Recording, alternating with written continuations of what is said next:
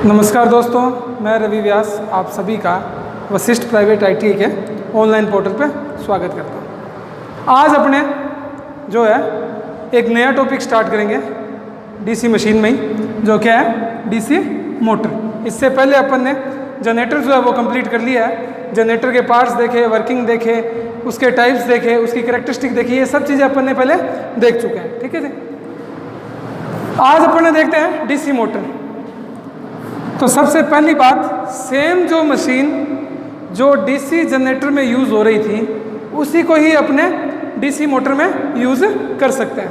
तो same structure जो DC generator में यूज़ हो रहा था वैसा ही अपने क्या है उसी मशीन को अपने डीसी जनरेटर मोटर के रूप में यूज़ कर सकते हैं, पहली चीज़। दूसरी कि ये इसका वर्किंग प्रिंसिपल क्या है।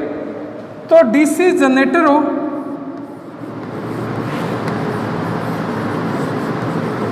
या डीसी मोटर हो, दोनों ही क्या है इलेक्ट्रोमैकेनिकल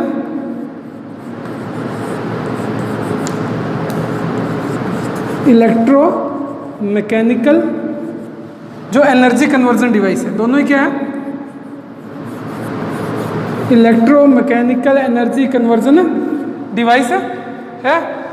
तो डीसी जनरेटर का अपन पढ़ चुके हैं कि ये क्या कर रहा है, जो मैकेनिकल एनर्जी है उसको इलेक्ट्रिकल एनर्जी में चेंज कर रहा है। सही है। तो डीसी मोटर क्या करेगा कि इनपुट में इलेक्ट्रिकल एनर्जी लेगा,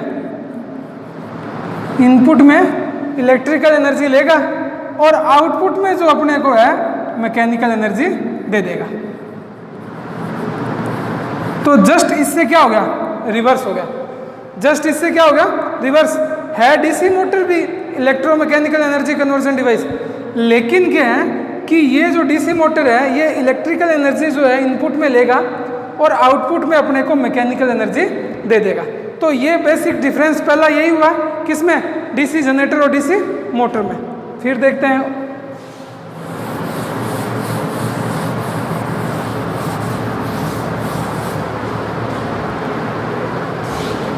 डीसी जनरेटर था, उसमें क्या था,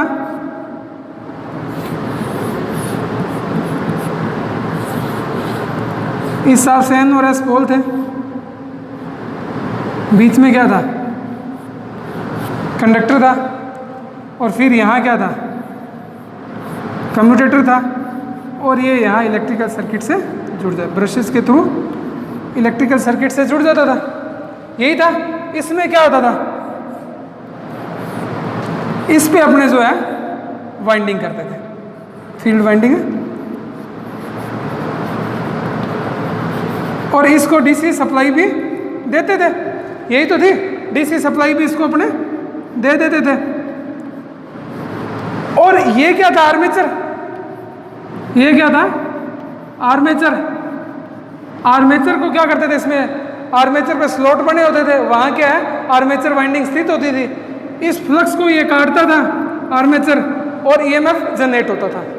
तो इसमें जो एक्साइटेशन है वो सिर्फ या सब इलेक्ट्रिकल सप्लाई है वो सिर्फ कहाँ थी डीसी जनरेटर में, सिर्फ फील्ड पोल पे। फील्ड पोल जो थे, या मैं कहूँ स्टेटर पे जो पोल थे, स्टेटर के जो पोल थे सिर्फ वहीं इलेक्ट्रिकल सप्लाई दी गई थी। लेकिन डीसी मोटर में क्या डिफरेंस है,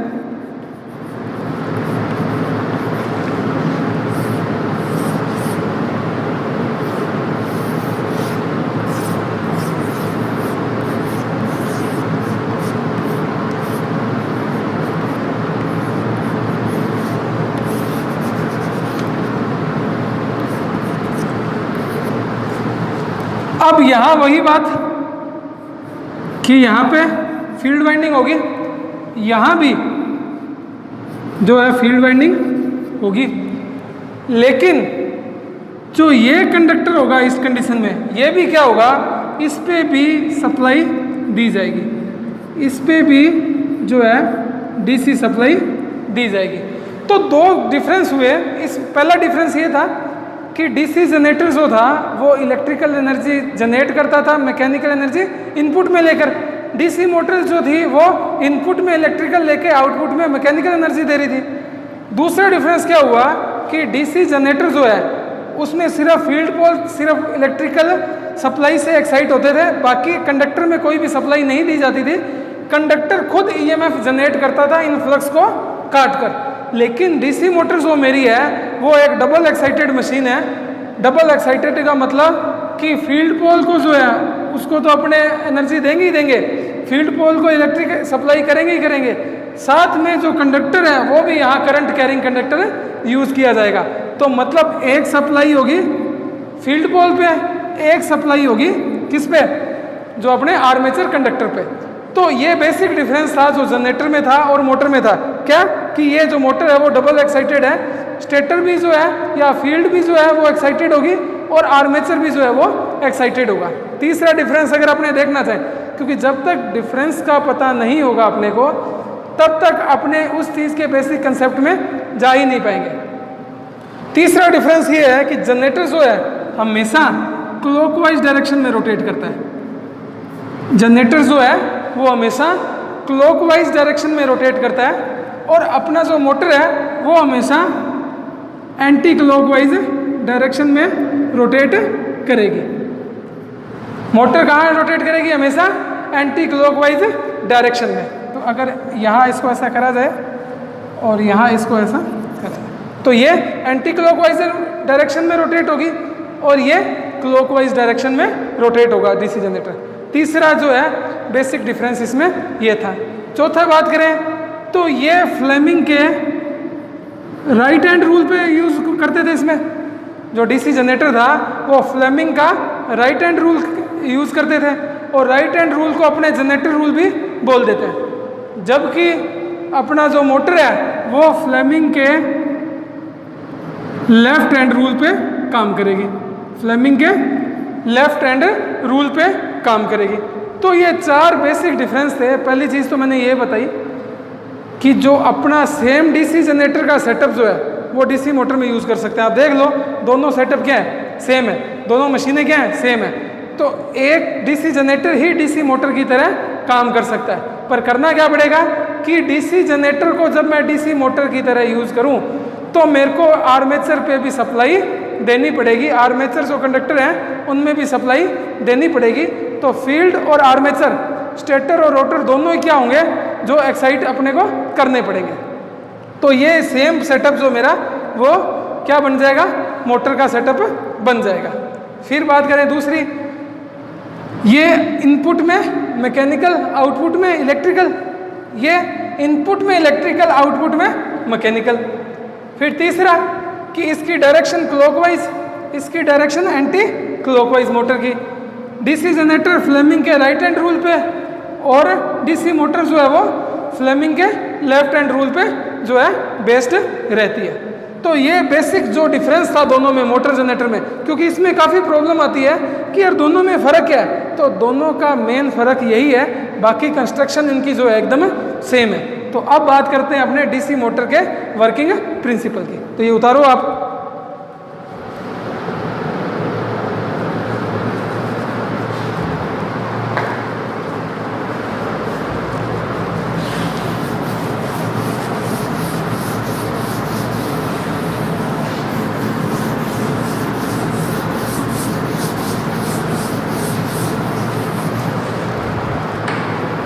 अब बात करें अपने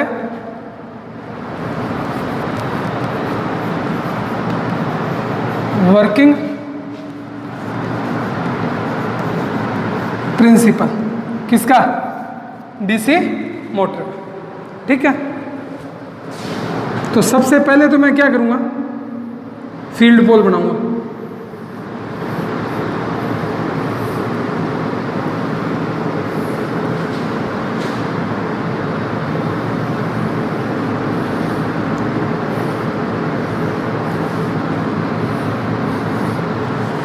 अब कौन सा एन होगा, कौन सा एस होगा, वो कौन डिसाइड करेगा? जो मेरी सेंस ऑफ वाइंडिंग है वो डिसाइड करेगी कि इसमें एन पोल कौन सा है और एस पोल कौन सा है। तो कैसे करें?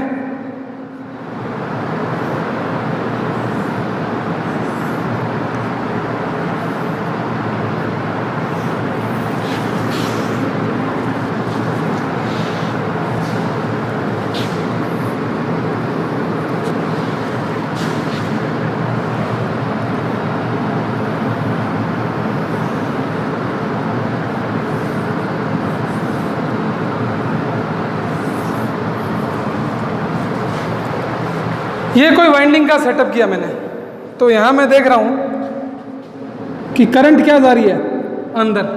तो आपको मैंने बताया कि जब भी करंट अंदर जाएगी तो क्रॉस नोटेशन होगी। यहाँ से करंट क्या जा रही है, बाहर जा रही है। तो जब भी करंट बाहर जाती है तो क्या होता है, डॉट। ठीक है, यहाँ मैंने देखा ये जाएगी यहाँ से करंट अंदर, यहाँ भी अंदर थी और ये अब यहाँ से जा रही है अंदर। तो यहाँ करंट गई कहाँ, अंदर, और ये यहाँ अंदर, ये यहाँ से बाहर, तो यहाँ करंट गई बाहर। क्लियर है। अब जब भी क्रॉस प्रोडक्ट होगा, जब भी क्रॉस प्रोडक्ट होगा तो मैं अंगूठा, जो राइट हैंड थंब रूल है, अंगूठा कहाँ रखूँगा, अंदर की साइड। तो ये मेरी 4 फिंगर है, ये क्या बताएंगी, ये जो फिंगर्स है मेरी, ये क्या बताएगी, मैग्नेटिक फील्ड की डायरेक्शन। तो जब भी जो क्रॉस प्रोडक्ट हो तो डायरेक्शन जो होगी मैग्नेटिक फील्ड लाइंस की, वो कैसी होगी, क्लॉकवाइज। कैसी होगी, क्लॉकवाइज। और जब भी डॉट होगा तो डायरेक्शन कैसी होगी, एंटी क्लॉकवाइज। सेम यहाँ डॉट है तो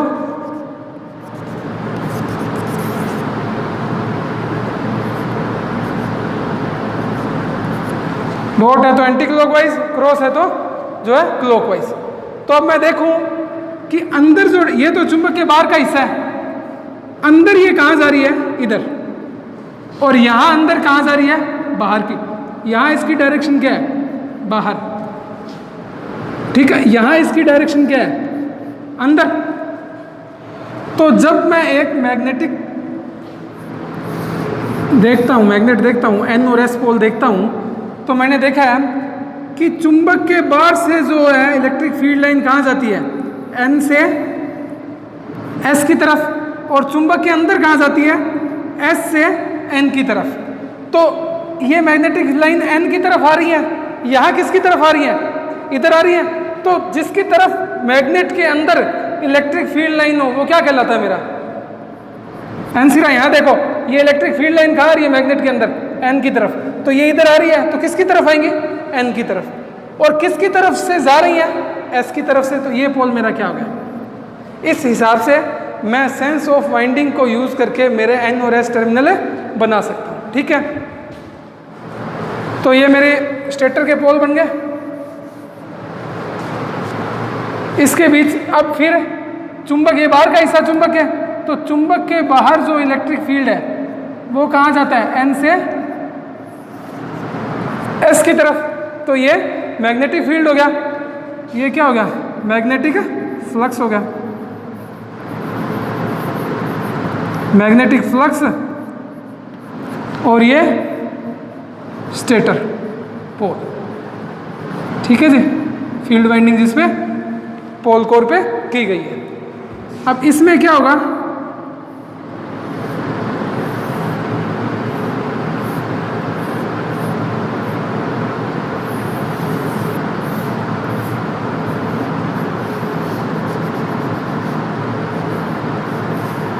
एक ये कम्यूटेटर ब्रशेस, अगर दोबारा लिखना चाहो तो कम्यूटेटर, ये ब्रश, और ये मेरा कंडक्टर या आर्मेचर, जो भी आप कहना चाहो। ठीक है, ये इसका डायग्राम हुआ। अब क्या होगा, यहां भी क्या होगा, अब इसमें चेंज पहला क्या हुआ कि वहां कंडक्टर में कोई करंट नहीं होती थी, पहले इंड्यूस खुद करता था फैराडे के विद्युत चुंबकीय प्रेरण सिद्धांत के अनुसार। इसमें अपने को कंडक्टर को भी करंट देनी पड़ेगी। क्यों? क्योंकि मेरे को इस रोटर को अपने आप रोटेट करवाना है। पहले ये रोटेट किससे हो रहा था, प्राइम मूवर के थ्रू, लेकिन अब ये खुद अपने आप रोटेट होना चाहिए, मैकेनिकल एनर्जी जो है वो डेवलप करना चाहिए। अब क्या है कि यहाँ फ्लक्स ये जा रहे हैं और यहाँ करंट इसके अंदर भी जा रही है। तो इसका प्रिंसिपल क्या है कि जब भी कोई करंट कैरिंग कंडक्टर, जब भी कोई करंट कैरिंग कंडक्टर, मतलब कि वो कंडक्टर, वो आर्मेचर जिसमें करंट फ्लो हो रही है, किसी मैग्नेटिक फील्ड में रखा जाता है, जब भी कोई करंट कैरिंग कंडक्टर किसी मैग्नेटिक फील्ड में रखा जाता है तो फ्लेमिंग के लेफ्ट हैंड रूल के हिसाब से इसमें जो है एक टॉर्क डेवलप होती है और जिसके कारण ये एंटी क्लॉक डायरेक्शन में रोटेट करना स्टार्ट कर देते हैं। तो प्रिंसिपल दोबारा देखो कि जब भी किसी चुंबकीय क्षेत्र में मैग्नेटिक फील्ड लाइंस में अगर कोई क्या है जो करंट कैरिंग कंडक्टर रखा जाएगा तो ये अपने ऊपर एक फोर्स का अनुभव करेगा, एक बल का अनुभव करेगा, फोर्स का अनुभव करेगा और उस फोर्स के कारण ये क्या है जो मेरा आर्मेचर है वो रोटेट करना स्टार्ट कर देता है। और उस फोर्स को मैं क्या बोलता हूँ, स्टार्टिंग फोर्स को मैं क्या बोल देता हूँ, पहले टॉर्क बोल देते हैं। जो स्टेशनरी कंडीशन से रोटेशनरी कंडीशन पर लाने के लिए जो पहला फोर्स लगता है उसको अपने क्या बोल देते हैं, टॉर्क बोल देते हैं। आगे और इसके बारे में डिटेल में पढ़ेंगे। तो वर्किंग प्रिंसिपल यही हुआ कि जब भी किसी करंट कैरिंग कंडक्टर को जब भी किसी करंट कैरिंग जब भी किसी करंट कैरिंग कंडक्टर को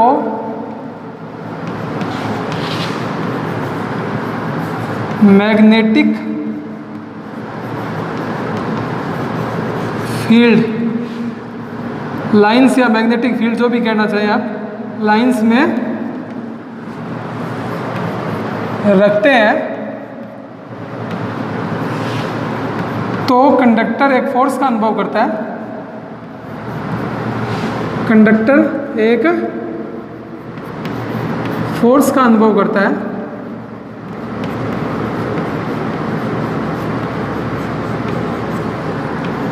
उस फोर्स को अपने क्या बोलते हैं, उस फोर्स को बोलते हैं टॉर्क। फोर्स को टॉर्क कहते हैं, ठीक है। उस फोर्स को टॉर्क कहते हैं और इसी कारण फ्लेमिंग के लेफ्ट हैंड रूल की सहायता से जो है या टॉर्क कहते हैं और फ्लेमिंग के लेफ्ट हैंड रूल के अनुसार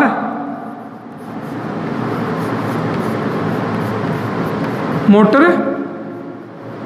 या अपने यहाँ कंडक्टर की बात कर रहे हैं तो कंडक्टर जो है एंटी क्लॉकवाइज डायरेक्शन में, एंटी क्लॉकवाइज डायरेक्शन में रोटेट करना स्टार्ट हो जाता है। ठीक है जी, ये इसका क्या है, बेसिक प्रिंसिपल है।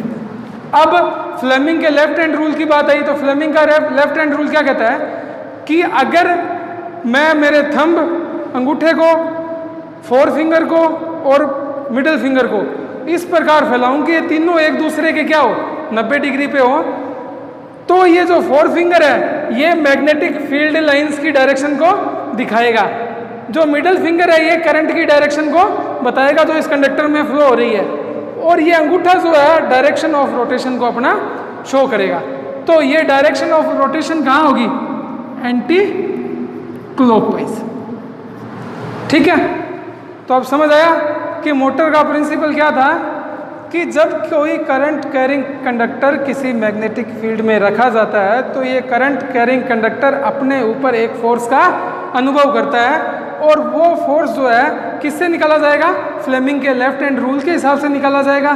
फ्लेमिंग का लेफ्ट हैंड रूल क्या कहता है कि जब मैं मेरे थंब, मिडिल फिंगर और four finger, thumb, four finger, middle finger को मैं इस प्रकार फैलाऊं कि तीनों एक दूसरे के 90 डिग्री पे हो, तो जो फोर फिंगर है मैग्नेटिक फील्ड लाइंस को दिखाएगा, जो मिडिल फिंगर है वो करंट की डायरेक्शन को दिखाएगा और थंब जो है वो डायरेक्शन ऑफ रोटेशन को दिखाएगा। और जो ये डायरेक्शन ऑफ रोटेशन है वो कैसी होगी मोटर में, वो एंटी क्लॉकवाइज डायरेक्शन में रोटेट करेगा। तो ये बेसिक कंसेप्ट था डीसी मोटर का। और मैंने आपको बताया कि कैसे डीसी जनरेटर से डीसी मोटर अलग है। तो वो सिर्फ जो अलग है वो कुछ कंस्ट्रक्शनल फीचर में अलग नहीं है, कंस्ट्रक्शनल फीचर जो है वो दोनों का सेम है। चेंज कहाँ है? एक तो डायरेक्शन ऑफ रोटेशन जो जनरेटर की क्लॉकवाइज थी, मोटर की एंटी क्लॉकवाइज है। फ्लेमिंग का राइट हैंड रूल जनरेटर पे लगता था, मोटर पे लेफ्ट हैंड रूल लगेगा। तीसरा, ये जनरेटर जो था वो सिंगल एक्साइटेड था, मोटर जो है मेरी डबल एक्साइटेड है, रोटर को भी करंट अपने को देनी पड़ेगी। अब बात आई कि यार एक चीज़ हो रही कि कम्यूटेटर इसमें क्यों यूज़ किया जाता है, क्योंकि जनरेटर में तो कम्यूटेटर क्या यूज़ था कि एसी को डीसी में चेंज करना, क्योंकि जो ईएमएफ जनरेट होता था वो एसी नेचर का था, उसको अपने को डीसी में चेंज करना होता था। यहाँ कम्यूटेटर का काम क्या है? यूनिफॉर्म टॉर्क डेवलप करना है, यूनिफॉर्म यूनिडायरेक्शनल